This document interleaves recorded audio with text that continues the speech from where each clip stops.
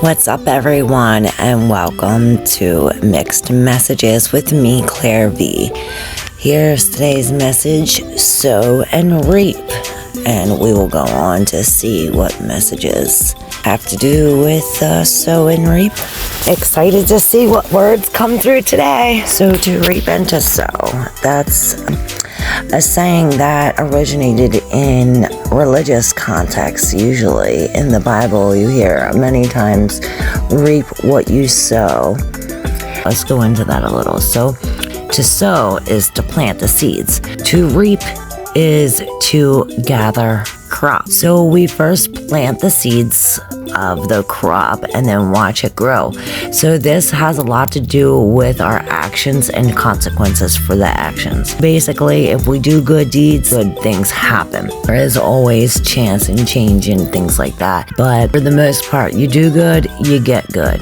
Okay, so our first word I see, chew, C-H-E-W, chew. So chewing gum. A big discovery I made this week about chewing gum and the correlation between the mind and the brain.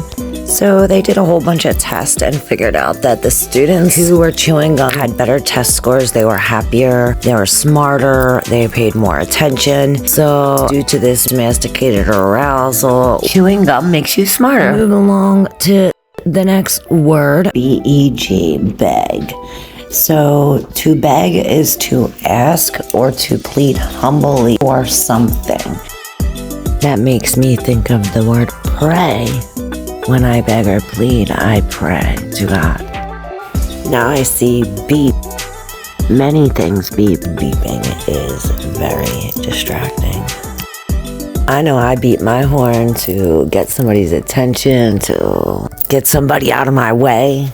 Marcus Aurelius says that if somebody does something to you, the best reaction or revenge is not to reciprocate that feeling. So if somebody's beeping at you or someone pulls out in front of you, instead of reacting negatively to that person, you could respond by doing a favor or a nice gesture for somebody. Let somebody get in front of you, and that will turn your whole day around, and it will turn their day around too. You're turning negative into a positive, and you're sending that positivity out into the collective versus the latter.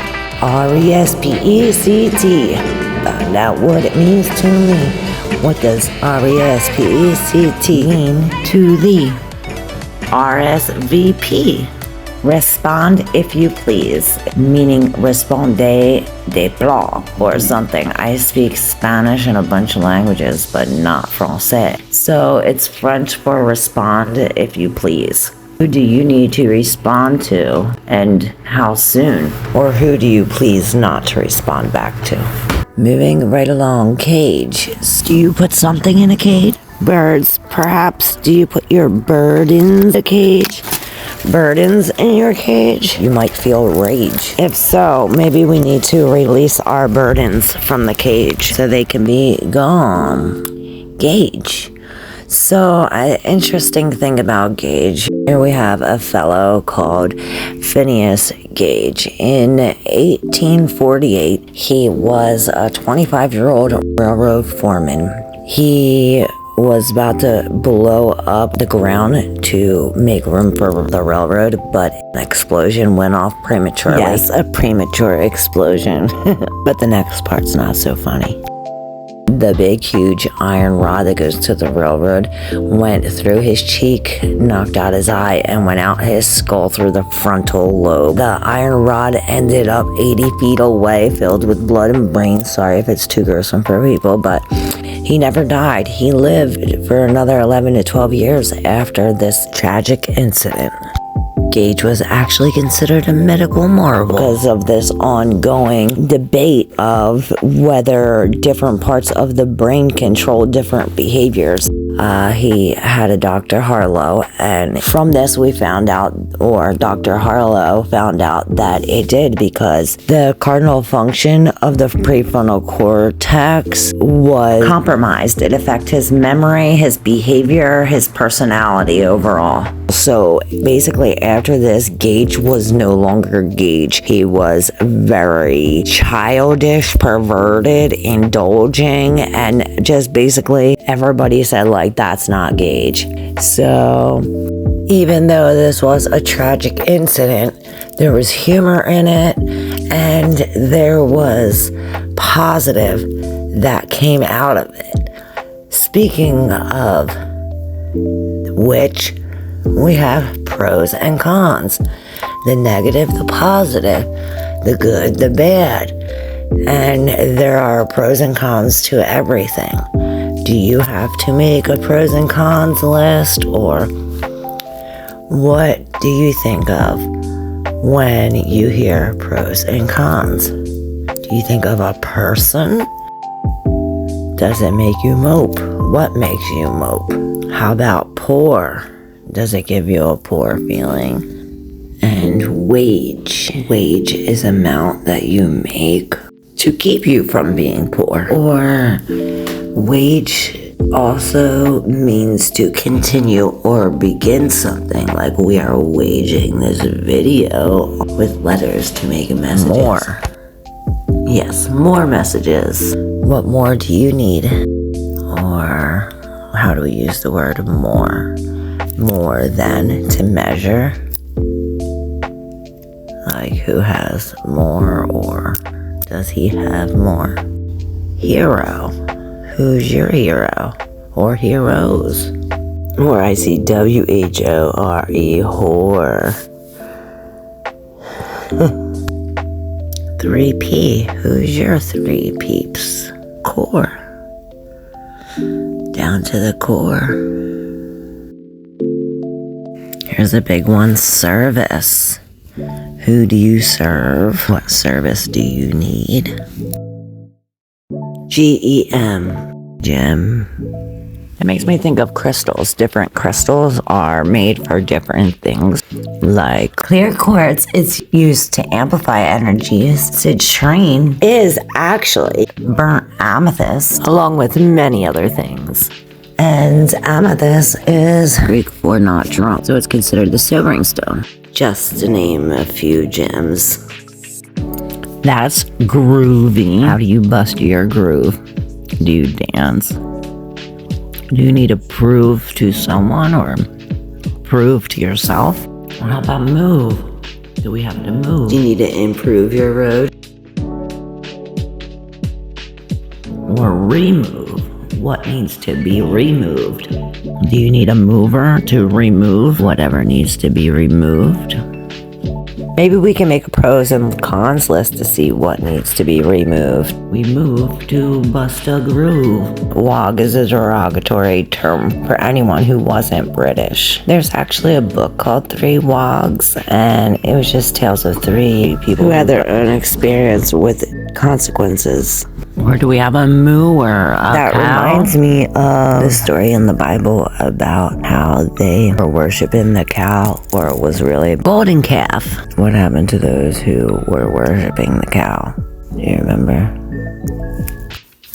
So the actual calf came about when Aaron made this magical calf out of their gold that they were wearing. The cow was in the wilderness, so it's that story about how God was moving the people from one city to the other, the Israelites. He was saving them from slavery.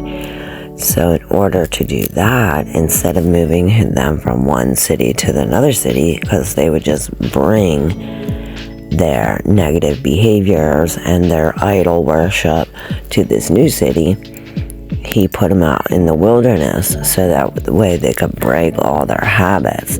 So this is a time for deep reflection and a time for separation from whatever you used to do, so that way you can make room for something new. and not out of the old. So for instance, I kept on getting into the same negative relationships. So I was alone for years knowing that I deserve better. Now, I won't take that negativity from previous relationships in with me to a new relationship. Just like when God took the Israelites out of the city and put them in the wilderness, but here they started worshiping the cow. It was idol worship. And, bad things happened to them. This has a lot to do with, to reap what you sow. It's be careful what you do, because consequences will follow, or rewards. Either way, for every action, there's a reaction. So there's actually two parts to the God story. And the other part was in the book of Hosea in the Old Testament, where God saw the Israelites worshiping a baby calf, and Moses came to tell them to destroy the cow.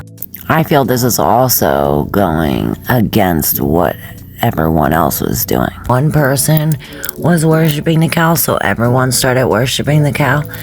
I guess they didn't want to feel without, so possibly this is going on your own just to do the right thing, because again, you reap what you sow. And look at here, we have the word sober. I am sober. I could finally say that. And that's because of a choice that I made. Are you sober? Or do you need to make a choice to be sober? Okay, well, this is the end of the messages. Here's where I came up with reap and sow. And I feel all of these words went along perfect with cause and effect, actions and reactions, consequences, rewards. Basically, whatever actions we choose determines the road that we're following. So this is making the right choices and having the right mindset to be where you are as you are.